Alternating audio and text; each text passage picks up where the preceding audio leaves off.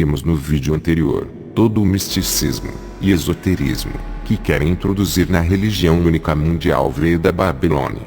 Por sinal, o primeiro local onde se tentou forjar uma nova ordem mundial, em rebelião contra o Criador, onde o homem quis exaltar o seu nome e esquecer de seu Criador. Mas o Eterno frustrou os planos do ser humano, assim como a nova ordem mundial irá cair. Nesse vídeo iremos ver que de fato essas doutrinas que permeiam as religiões esotéricas, que pretende-se ser o dogma principal da religião da nova ordem, vem da Babilônia. E as principais correntes místicas são derivadas umas das outras. Essas mesmas crenças são abraçadas pela ONU, como vimos, e nesse vídeo veremos essas crenças também na maçonaria, que por sinal tem uma visão sincrética de que todas as religiões adoram o mesmo Deus. O ecumenismo e o sincretismo religioso não são obra do Eterno, que estabeleceu a Torá para quem quiser servi-lo, que por sinal está em contraste com todas as religiões do mundo. A Torá não é uma religião, mas um padrão de justiça e moralidade estabelecido pelo único dono da verdade, o Criador do universo. Eles querem juntar todas as crenças falsas e blasfemas e as fundirem em uma só. Iremos fazer um remake do tema Kabbalah em parte desse vídeo. Já apresentamos o mesmo livro no episódio 39 de nossa série. O link está na descrição, para quem quiser ver ou deseja rever. É necessário o remake, porque iremos abordar trechos específicos desse livro que mostra de forma histórica as origens da Kabbalah, que é o dogma principal hoje em dia de sociedades secretas, como a maçonaria. O livro foi escrito pelo acadêmico e professor de história judaica, David Biale, em que abordou os estudos de Gershom e Scholem, que foi um filósofo e historiador judeu-alemão, especialista na mística judaica e conhecido como fundador do moderno estudo da Kabbalah. Foi o primeiro professor de misticismo judaico na Universidade Hebraica de Jerusalém. O livro chama Kabbalah e Contra a História, Gershom e Scholem. E Scholem identifica o mito adotado pela Kabbalah como uma forma de gnose, e encara a história da mística judaica como um ressurgimento subterrâneo do gnosticismo da Idade Média, sua descoberta da gnose, um mito dualista potencialmente herético, no coração do monoteísmo judeu, mostra quão ampla é sua definição do judaísmo. O gnosticismo foi um movimento religioso da antiguidade tardia. A crise do helenismo filosófico, durante esse período, produziu um ressurgimento da religiosidade na área do Mediterrâneo, e o gnosticismo tornou-se um dos mais importantes desses movimentos religiosos, tanto nos meios pagãos quanto nos cristãos. Os gnósticos propunham uma teologia dualista em que o Deus criador era mau, e o Deus oculto, bom. Ainda que exprimissem suas crenças em imagens mitológicas, respondiam conscientemente a questões filosóficas. O gnosticismo adequava-se, portanto, aos critérios de Scholem, com respeito a um mito filosófico consciente. Observe uma das maiores, se não a maior crença dos ocultistas, o dualismo. Vemos vestígios disto no Yin e Yang, no piso preto e branco, maçônico, no próprio Baphomet, que é uma alusão além das trevas, de também ser um símbolo dualista, como o suposto ser seria meio homem, meio animal, meio homem, meio mulher, e ele aponta para o céu e a terra ao mesmo tempo. Lembra a crença da elite na mentirosa ideologia de gênero. A crença idólatra entre um Deus bom e um Deus mau está impregnada no cristianismo de forma oculta, onde crentes dizem que Satanás supostamente estaria numa disputa com Deus. Ora, se Deus disputa com outro ser, logo este ser está em igualdade com ele. Essa crença, além de herética, é blasfema e idólatra. Tal crença está explícita na religião persa, chamada Zoroastrismo, onde existe uma treta entre um suposto Deus bom, Ahura Mazda, versus um Deus maligno, chamado Ahriman. Engraçado que ateus falam que tal religião é monoteísta, e ainda falam que os judeus plagiaram essa teoria. Se eles estiverem falando de Cabalá, acertaram em cheio. Mas se estiverem falando da Torá, erraram feio. Tal crença encontra eco em alguns movimentos cristãos também, como vemos no YouTube com falsos profetas, dizendo que o Deus do Velho Testamento, assim como gostam de dizer, é um Deus maligno. E o suposto Deus oculto apresentado no Novo Testamento, e Pai do Messias Deus, seria um Deus bom. Essa crença é muito antiga, e encontra eco também no gnosticismo, e um dos que propagavam isto era conhecido como Marcion de Sinope. Ele foi excomungado pelos cristãos da Igreja de Roma, e ao romper com o sistema religioso romano, criou uma seita, conhecida como marcionismo. No gnosticismo tradicional, em tal crença, o Eterno, que chamam de Deus no Antigo Testamento, é chamado de Deus Criador, e também como o Demiurgo. A ideia central é que ele criou o mundo físico para escravizar as almas das pessoas. A mesma falácia do filme, que não tem nada de antissistema, mas é uma narrativa gnóstica, misturado com uma metáfora transexual, Matrix. Essa crença diz que o Eterno foi criado por Sofia, que por sua vez seria uma emanação feminina do tal Pleroma, o Deus desconhecido da gnose. O gnosticismo é politeísta, assim como a Cabalá. Consta a crença que o suposto Deus se divide em várias emanações. Na gnose são chamadas de éons, e na Cabalá são chamadas de Sefirot.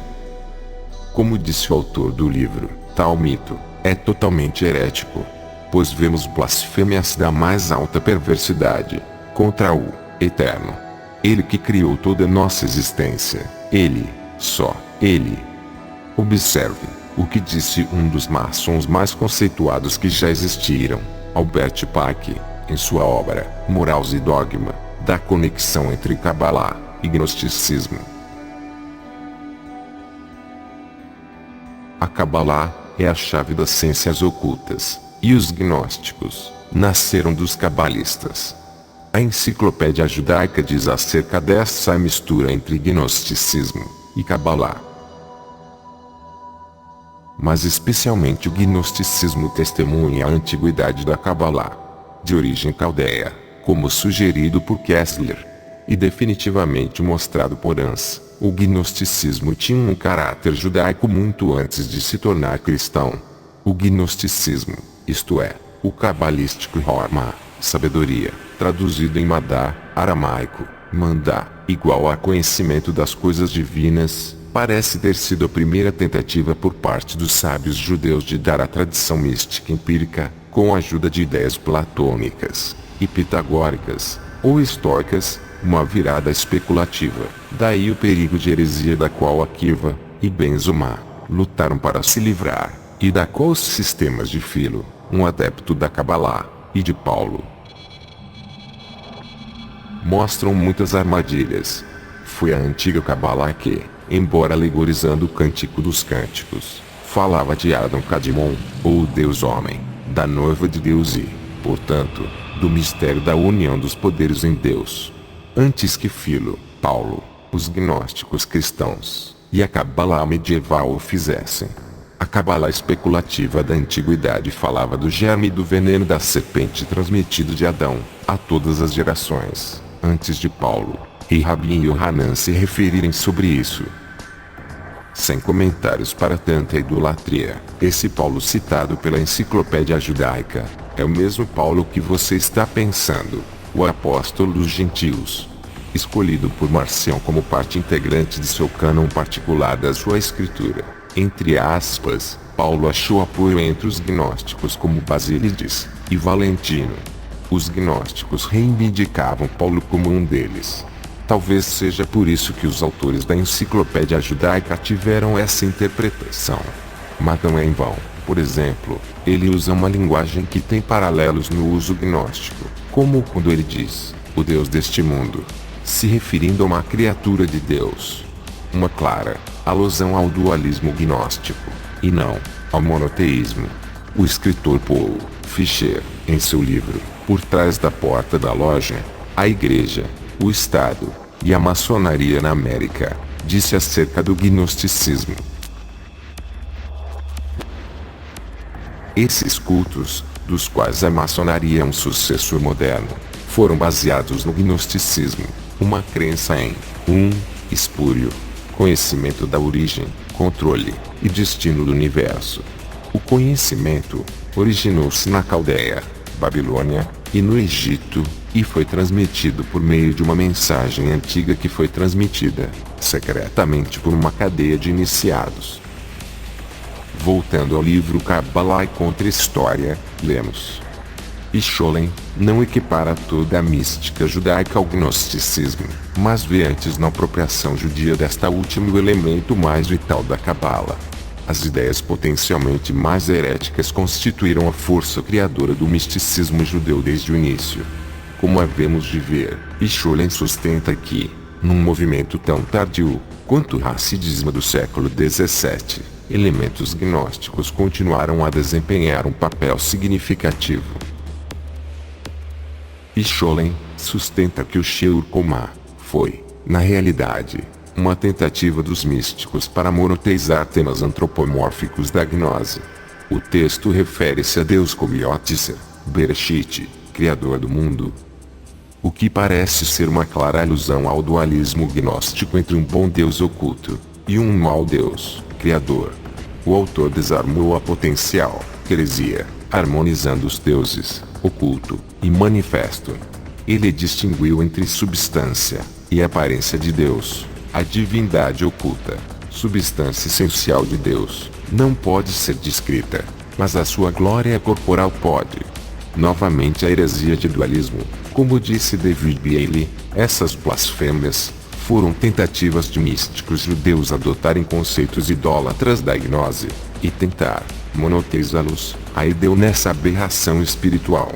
Agora é a vez de Albert Pike falar para você sobre o gnosticismo e sua ligação com doutrinas dos mistérios esotéricos. Os gnósticos derivaram suas principais doutrinas e ideias de Platão e Filo, do Zend-Avesta, e a Kabbalah, e os livros sagrados da Índia e do Egito, e assim introduzido no seio da cristandade, as especulações cosmológicas e teosóficas, que formou a maior parte das antigas religiões do Oriente, juntou-se às doutrinas egípcias, gregas e judaicas, que os neoplatônicos haviam igualmente adotado no Ocidente.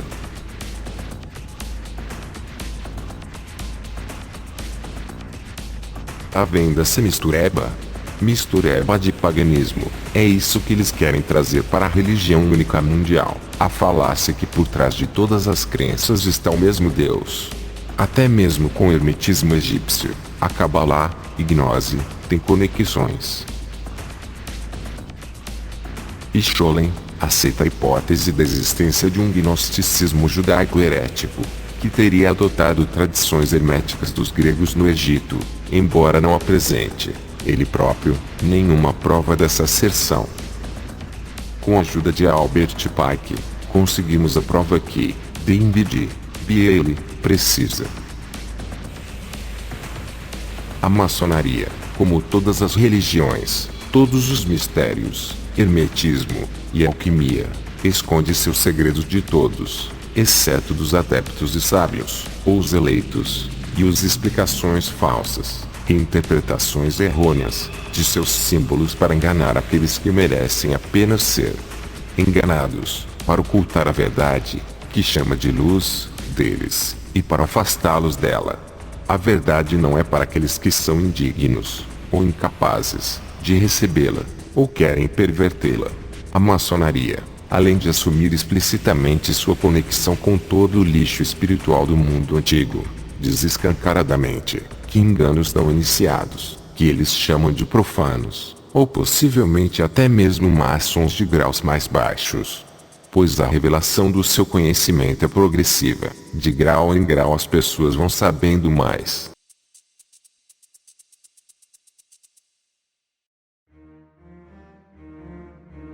Então, a maçonaria oculta zelosamente seus segredos, e intencionalmente, desvia intérpretes presunçosos. Pike usa uma citação de Sinésio, um bispo grego, obviamente concordando, sobre o conceito de contar a verdade às massas.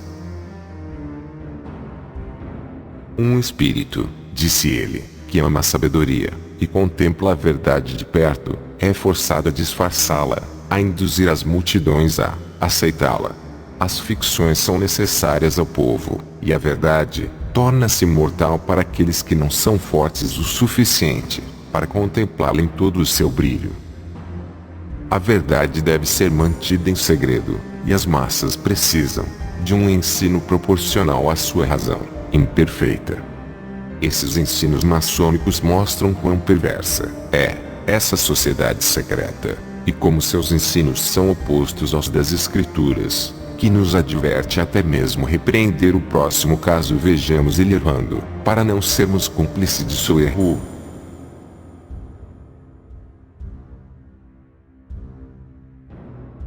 Segura, que vem mais pedrada.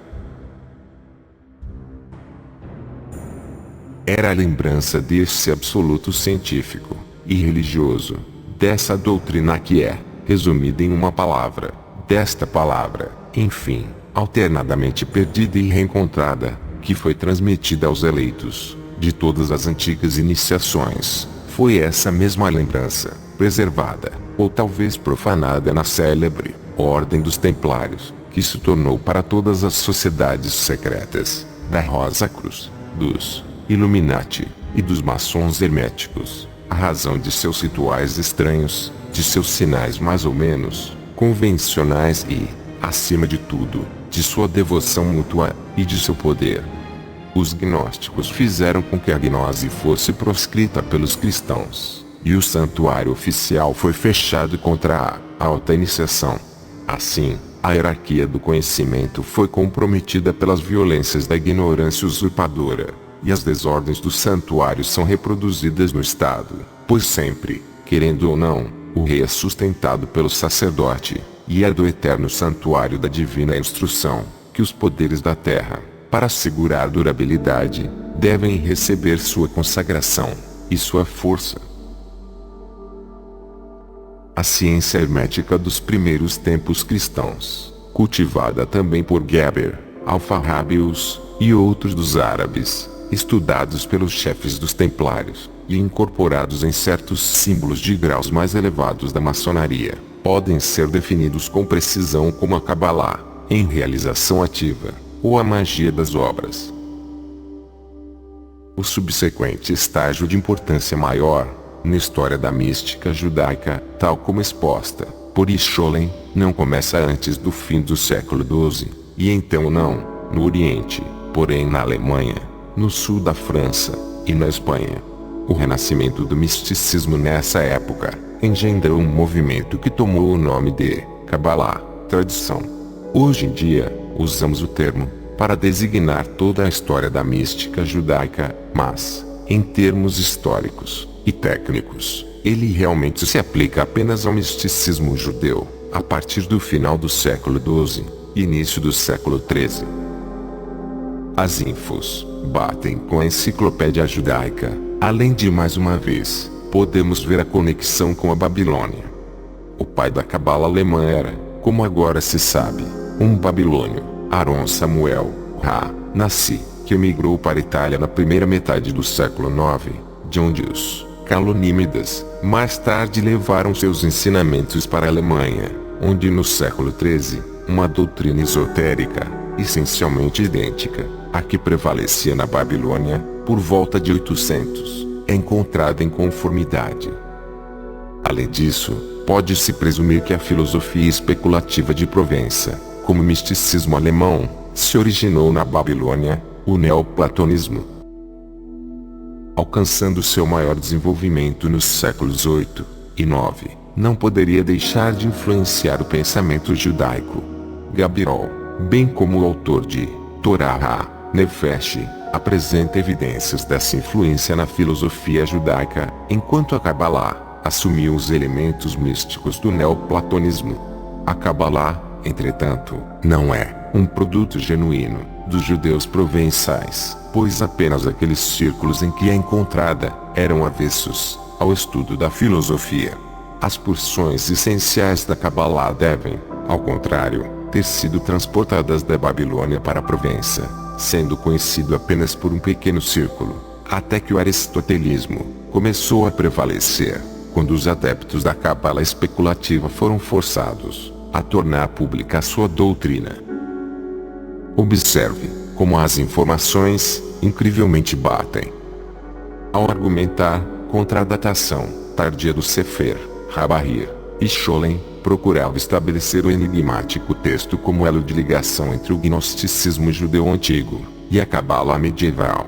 Uma tradição cabalística da metade do século XIII indicava que o Bahir fora transportado do Oriente, via Hassidim, da Renânia, para a Provença.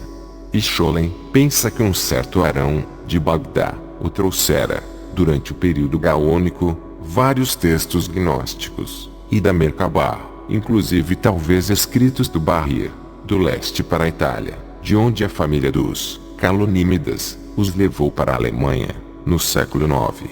Na Alemanha, esses velhos manuscritos formaram a base dos elementos gnósticos. No Hassidismo asquenazita da Alemanha, os textos foram conduzidos para a Provença, onde alguns teriam sido redigidos como Sefer HaBahir.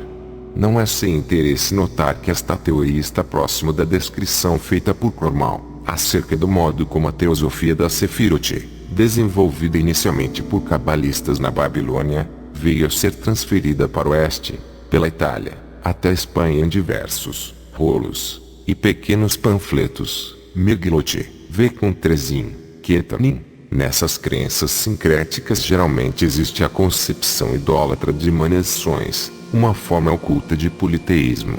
Assim como acontece com a Trindade.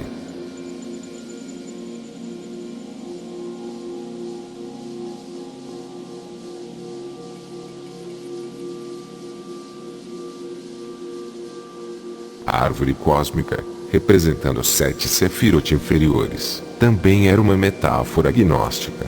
Mas ainda, a imageria sefirótica, em forma de meros numerais no antigo Sefer, Yetzirah, e transformada no Bahir, em hipostasiações dos atributos de Deus, era idêntica ao conceito gnóstico de Éons, do Deus oculto.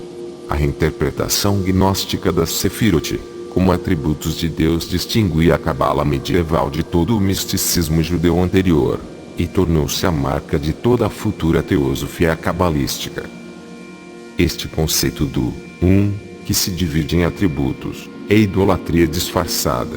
O Eterno é e todos seus atributos fazem parte dele, do seu ser, que é único, é Esse conceito nem de longe representa o monoteísmo. Deus é não se divide.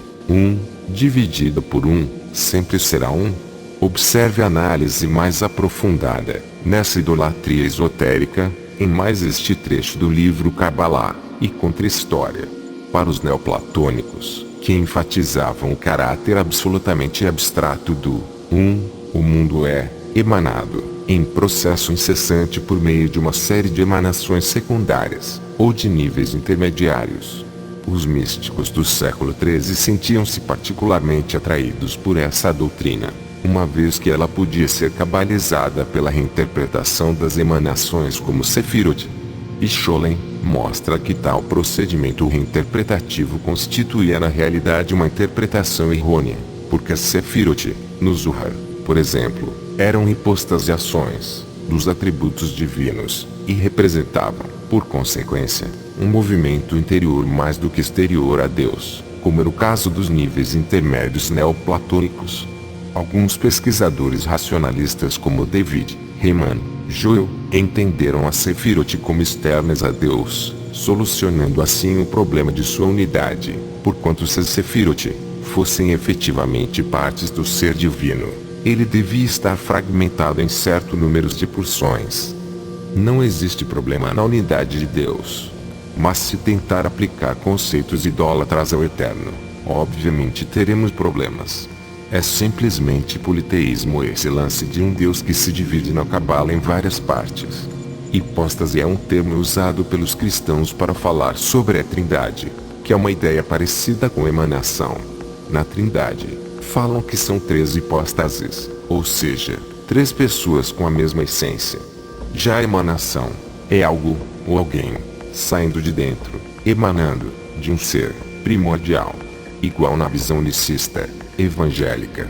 JC é supostamente, uma manifestação do próprio Deus, que eles acreditam. Ele seria uma emanação, desse Deus falso, assim como é, o tal, Espírito Santo, na interpretação evangélica. No catolicismo, ele já seria uma pessoa, separada. Mas no final das contas, são dois lados de uma mesma moeda, idólatra e politeísta. Por exemplo, na Kabbalah, o suposto Deus está oculto, está no Ein Sof, emanando no mundo físico, 10 Sefirot, 10 partes dele como supostos atributos, como entidades objetivas reais, da vontade divina, como hipóstases. Como supostamente, Deus estaria oculto, no Ein Sof, ele envia suas partes emanadas, ao mundo. Como quando alguém precisa de misericórdia no Brasil, vem a Sefirá de Hesed, mas nos Estados Unidos no mesmo momento se precise de alguma ação mais severa, seria emanada a Sefirá de Gevurá. Então é como se estivessem nesses dois lugares duas partes desse Deus, atuando conforme tal atributo solicitado. Um Deus que se divide. Parece que esses cabalistas desconhecem completamente que Deus é um, indivisível, incorpóreo. Será que eles não conhecem o Shema? Shema Israel, Hashem Eloheinu, Hashem Echad.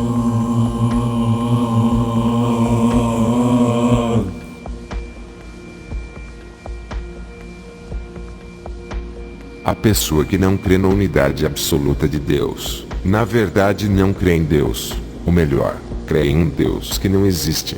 Ou seja, pratica a idolatria.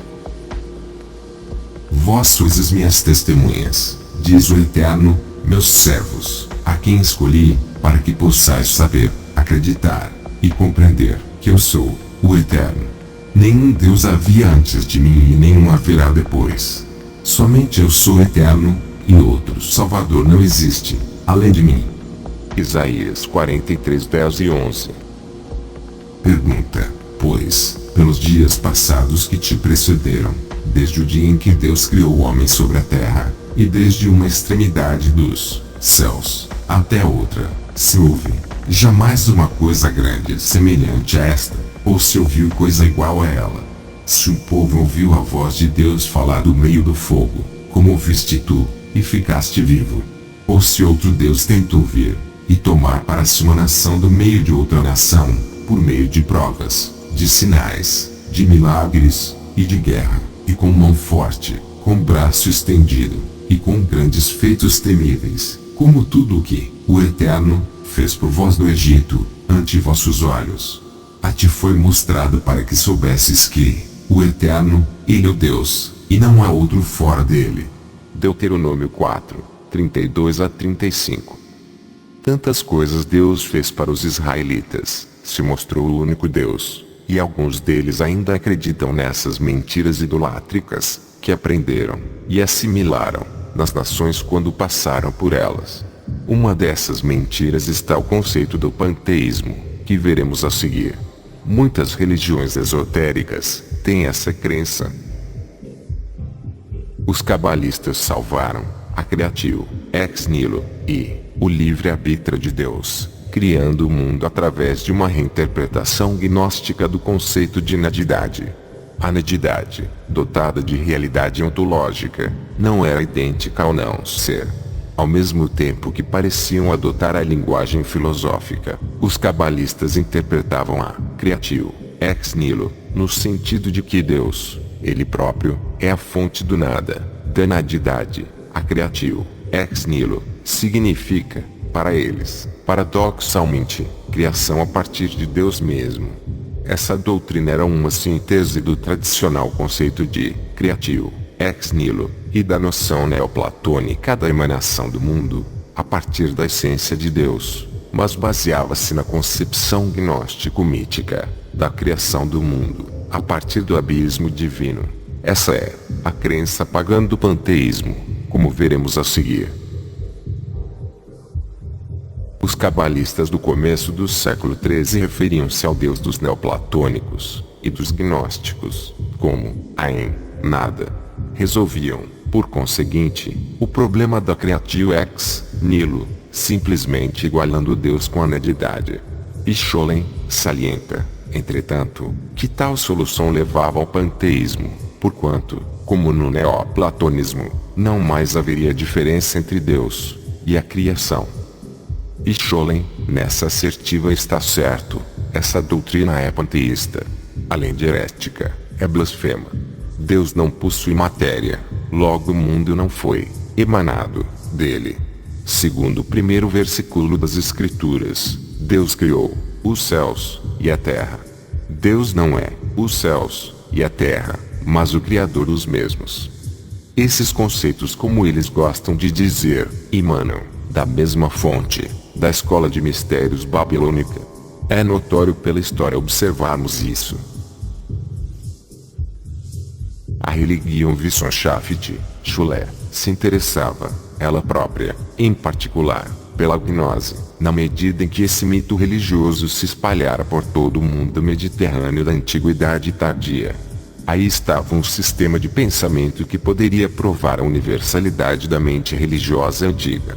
No século XIX, estudiosos como Adolf von Harnack consideravam o gnosticismo como a aguda helenização do cristianismo. No começo do século XX, como Wilhelm Busse, nos Hauptprobleme der Gnosis, principais problemas da gnose, sugeriam que o gnosticismo compunha-se de uma grande variedade de motivos mitológicos, derivados de muitas tradições orientais distintas. De acordo também com a bruxa Helena Petrovna Blavatsky, os israelitas adquiriram dos babilônios suas doutrinas de misticismo oriental.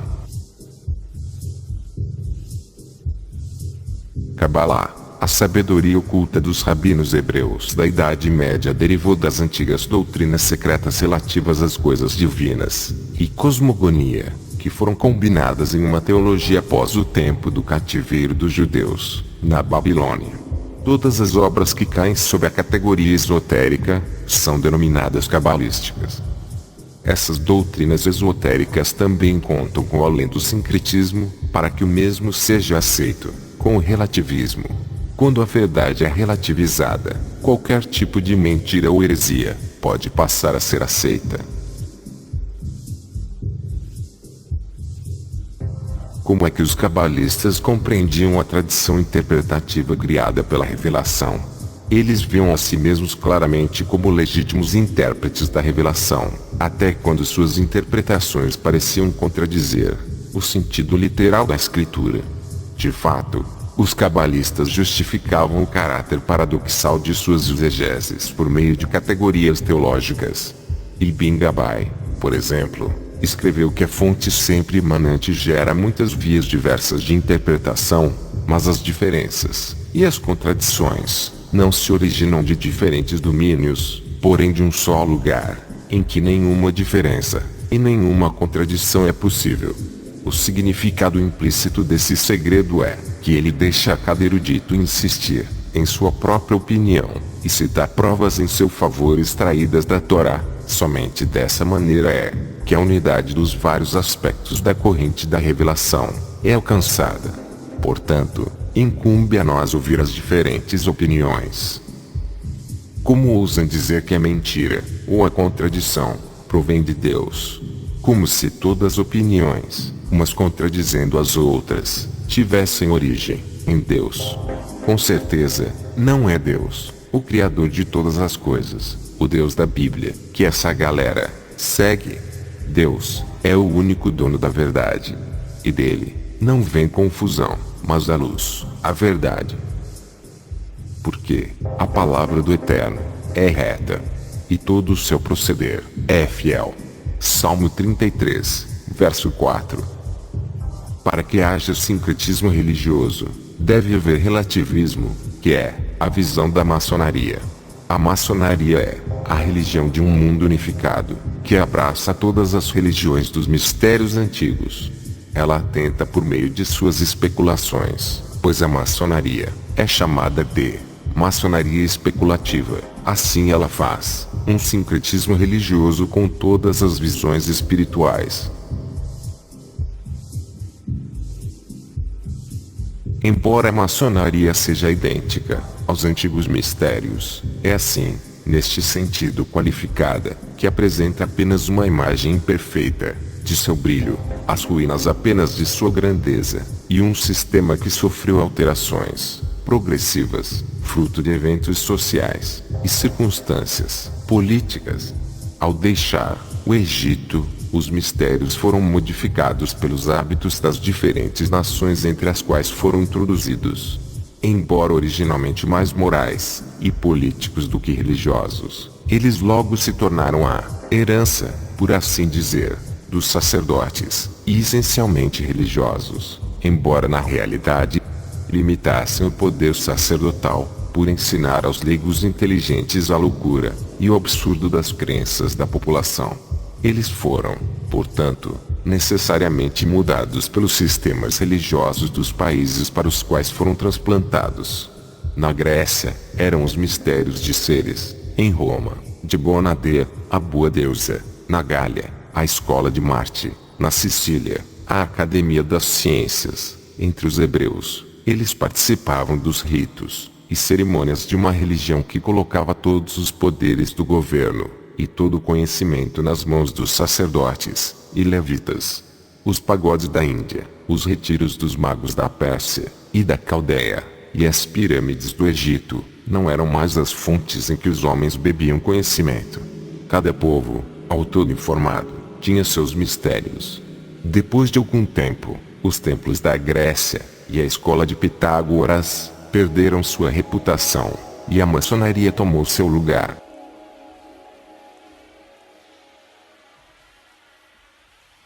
Segundo eles, os sacerdotes e levitas, instituídos pelo Eterno, praticavam tais mistérios. Tudo isso é uma falácia, pelo fato de todos os ritos de adoração estarem descritos na Torá. Não há nenhum mistério ou prática de ocultismo, mas como algo que deveria ser feito de maneira correta pelos levitas e sacerdotes no tabernáculo, e posteriormente foi feito no templo.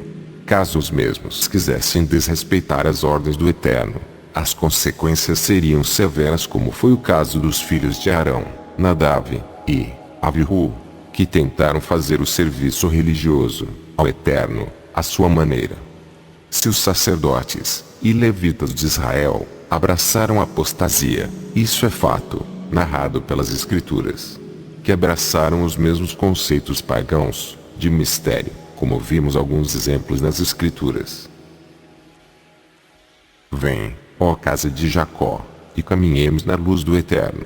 Abandonaste o teu povo, a casa de Jacó, que se contaminou com os feitiços do Oriente, envolveu-se com magos, como os filisteus, e se rejubila por unir-se a filhos de estranhos. Isaías 2, versos 5 e 6. Os sacerdotes não disseram: onde está o Eterno? Os depositários da Torá não me conheceram, e os pastores prevaricavam contra mim, e os profetas profetizavam em nome de Baal, e seguiram os ídolos. Jeremias 2, verso 8. Os seus sacerdotes transgridem a minha Torá, e profanam as minhas coisas santas, não fazem diferença entre o santo e o profano, nem discernem o imundo do limpo, e de meus Shabatot escondem os seus olhos, e assim sou profanado no meio deles. Ezequiel 22, verso 26. Seus profetas são licenciosos e traidores, seus sacerdotes profanam o que é sagrado, violando a Torá. Sofonias 3, verso 4.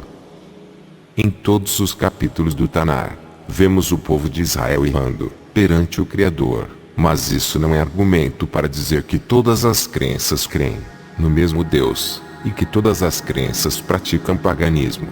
É um argumento falacioso e maçom, pois o Eterno é um, e ensinou coisas na Bíblia que não existem em outras religiões, em essência, como por exemplo, o monoteísmo, e o desprezo à prática de feitiçaria, que encontramos o oposto nos mistérios, como a prática de feitiçaria, a idolatria e o politeísmo. Na sequência do texto do Moral e Dogma, a maçonaria assume ser em prol do sincretismo religioso e da fusão de crenças e nacionalidades da humanidade. Resumindo, uma cidadania e uma religião única, global. A doutrina cabalística foi por muito tempo a religião do sábio e do entendido, porque, como a maçonaria, tende incessantemente à perfeição espiritual e à fusão das crenças e nacionalidades da humanidade. Aos olhos do cabalista, todos os homens são seus irmãos, e sua relativa ignorância é, para ele, apenas uma razão para instruí-los. Havia ilustres cabalistas entre os egípcios e gregos, cujas doutrinas a Igreja Ortodoxa aceitou, e entre os árabes havia muitos, cuja sabedoria não foi menosprezada pela Igreja medieval. No próximo texto do livro, Moral e Dogma, do Papa da Maçonaria, Albert Pike, é explicitado que quem estava por detrás do governo das nações eram iniciados na ordem, e nas religiões tinham algum sacerdote infiltrado também, e que nenhum destes esteve disposto a mostrar a suposta verdade para os não iniciados, melhor dizendo, os profanos. Como eles chamam o cidadão comum, o não iniciado. Os mistérios satânicos são conhecidos apenas entre os iniciados, com o propósito de enganar e manipular as grandes massas, para sua hierarquia se manter no poder.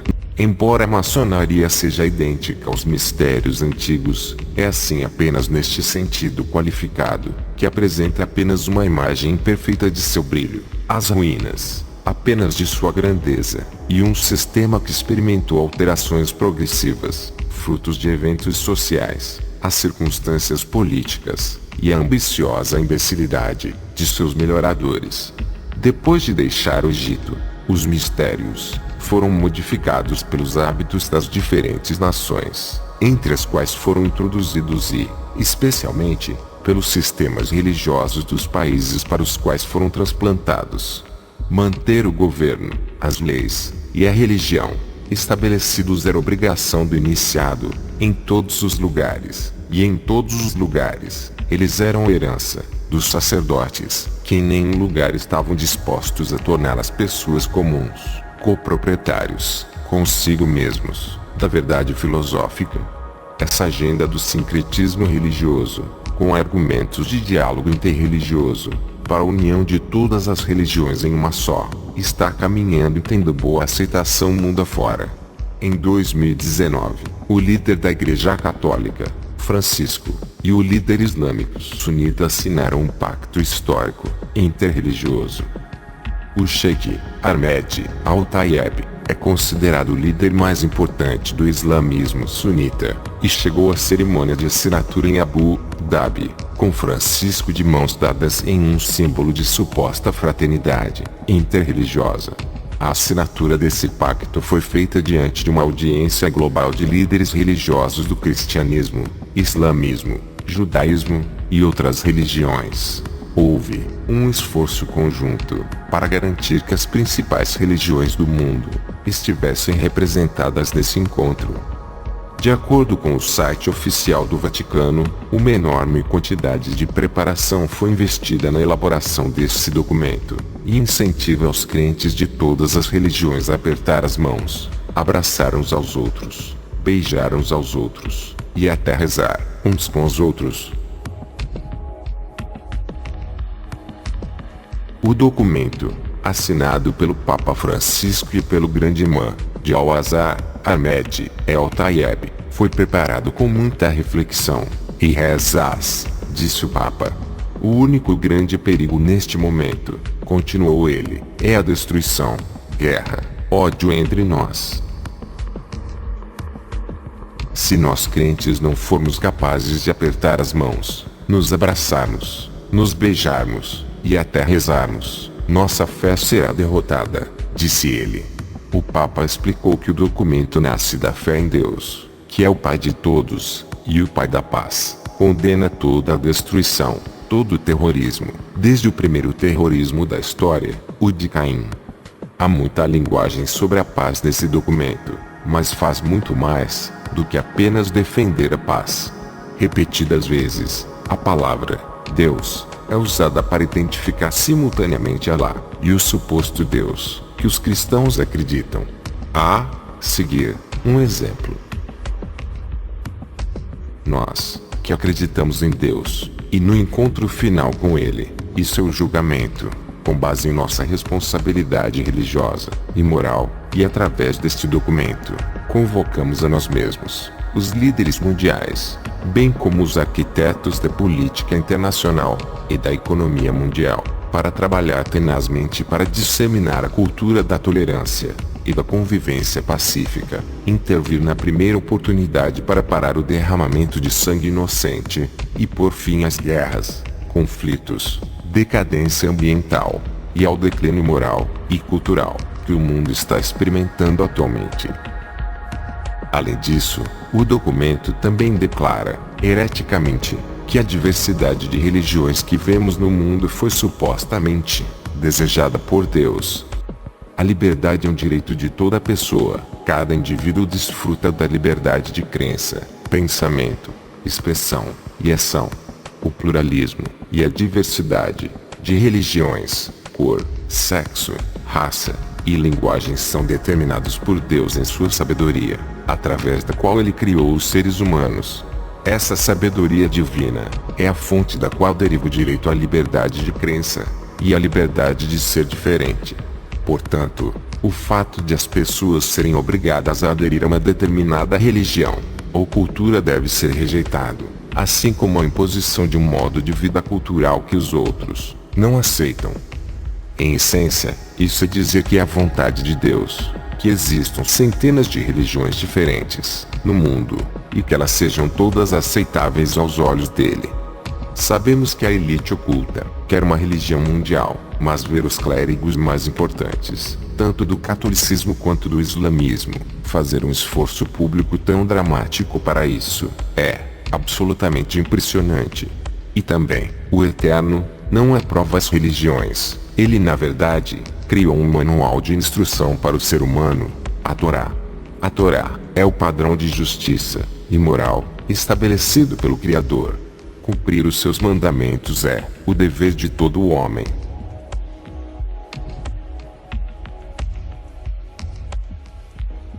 Os israelitas, por serem escolhidos como nação sacerdotal, têm a obrigação de cumprir toda a Torá, mas isso não elimina a responsabilidade dos não-judeus de cumprirem um padrão mínimo de leis. Existem 7 leis que devem ser cumpridas por todos os seres humanos que queiram servir a Deus. Estas leis são conhecidas como leis de Noé, ou leis noéticas, cujos preceitos são extraídos de Gênesis, capítulos 1 a 9. Pelo fato de que Noé foi um instrumento de salvação da terra, foi por causa dele que o Criador quis que tivesse uma segunda chance para o ser humano, e não destruiu a sua família no dilúvio.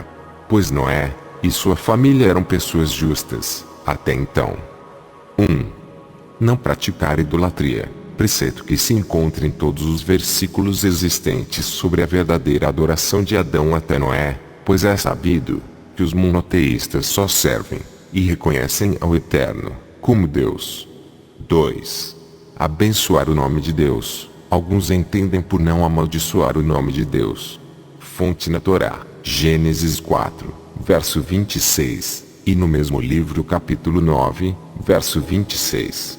Ou seja, sempre ser grato ao Criador, procurando não blasfemar contra Ele. 3. Não cometer homicídio. Matar é permitido na Torá, se o caso for legítima defesa, de resto é proibido, e orientado pelo Criador a ser passível de pena capital após Gênesis 9. Fonte do mandamento na Torá, Gênesis capítulo 4, e capítulo 9, versos 5 a 6. 4. Não roubar. Fonte na Torá, Gênesis 2, verso 17, e o mesmo livro no capítulo 3, verso 6. 5. Abster-se da imoralidade sexual. Fonte na Torá, Gênesis, capítulo 2, verso 24, e capítulo 9, verso 7. Onde se é visto que a relação sexual no conceito correto é entre homem e mulher, e apenas entre marido e esposa. 6. Não maltratar os animais. Não beber sangue de um animal, ou comer da sua carne, enquanto ele ainda está vivo. Gênesis 9, versos 1 a 4. 7. Praticar e estabelecer justiça. Fonte na Torá. Gênesis capítulo 3, versos 8 a 19, capítulo 6, verso 5, capítulo 7, verso 1, capítulo 9, verso 6. Obviamente que existem muitas outras leis, que são desdobramentos dessas 7 leis.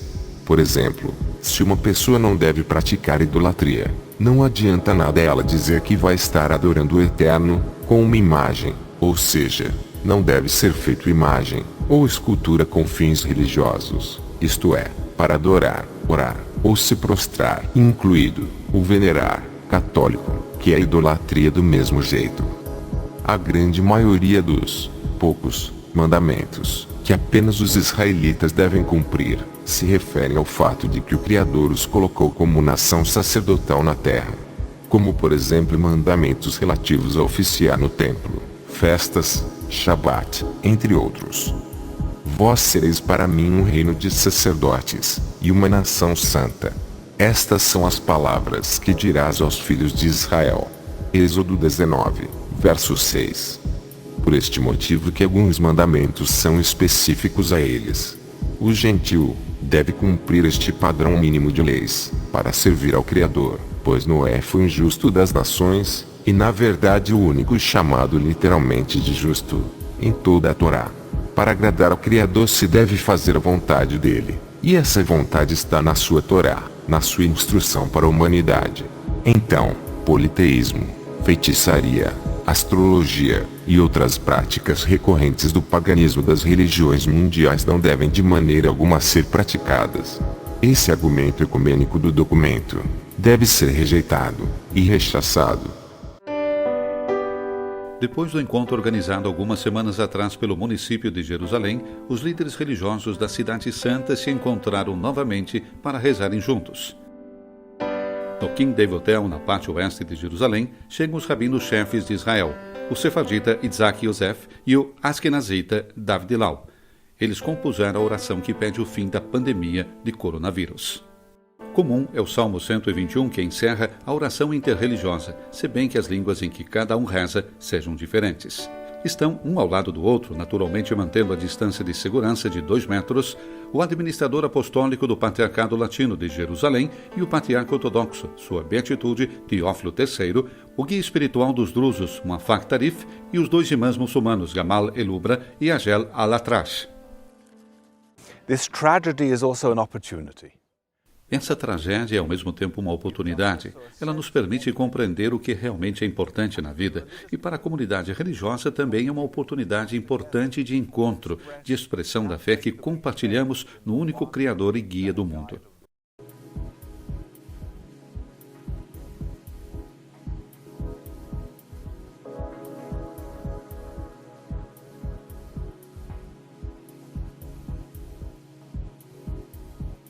Raros são os judeus que não creem em Kabbalah.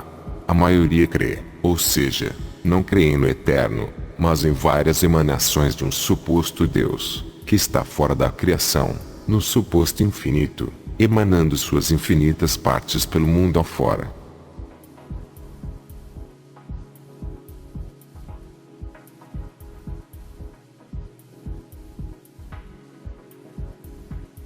O nome Alá, como o próprio Alcorão é testemunha, era bem conhecido na Arábia pré-islâmica. Na verdade, tanto ele quanto sua forma feminina, Alat, são frequentemente encontrados entre os nomes teóforos e inscrições do norte da África. Alá era conhecido dos árabes pré-islâmicos. Ele era uma das divindades de Meca. Alguns estudiosos atribuem o nome Ilá ao sul da Arábia, um título do deus da lua, mas isso é uma questão de interesse antiquário. Os outros deuses mencionados no Alcorão são todas divindades. femininas, Aulat, Auzá e Manat, que representavam o Sol, o planeta Vênus e a Fortuna, respectivamente, em Meca, eram consideradas filhas de Alá. O culto a Aulat foi generalizado. Como Alá significa o Deus, então Aulat significa a deusa. É isso que vocês chamam de monoteísmo, seus idólatras. Nenhuma das religiões citadas segue o monoteísmo, nem mesmo o judaísmo em geral, por conta de sua apostasia com a Cabalá. Existem sim monoteístas, mas estes que o são, cumprem a Torá do Eterno, e de maneira alguma praticam ecumenismo e sincretismo religioso.